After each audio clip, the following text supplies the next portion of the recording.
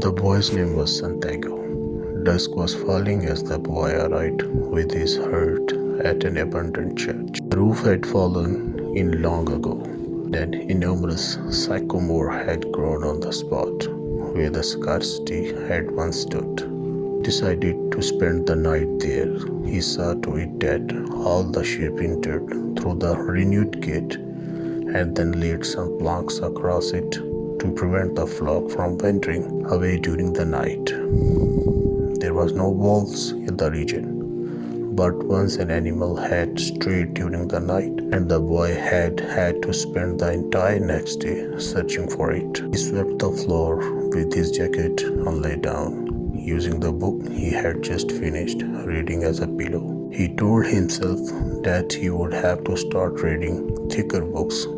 They lasted longer and made more comfortable pillows. It was still dark when he awoke, and looking up, he could see the stars through the half-destroyed roof.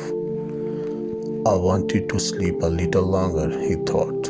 He had had the same dream that night as a week ago, and once again he had awakened before it ended. He arose and, taking up his crock, began to awaken the sheep that still slept. He had noticed that as soon as he awoke, most of his animals also began to stir. It was as if some mysterious energy bound his life to that of sheep, with whom he had spent the past 2 years, taking them through the countryside in search of food and water.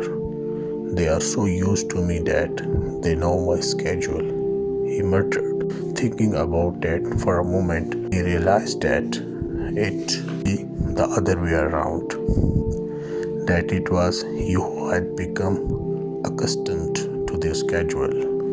But there were certain of them who took a bit longer to awaken.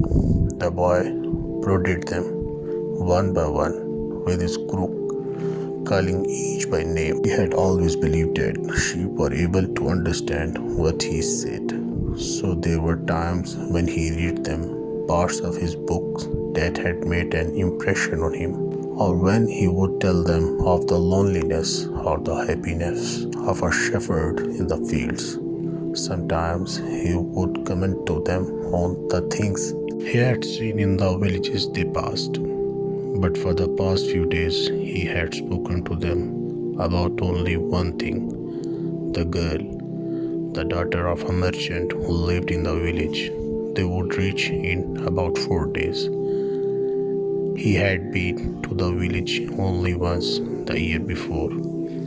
The merchant was the proprietor of a dry goods shop, and he always demanded that the sheep be sheared in his presence so that he would not be cheated.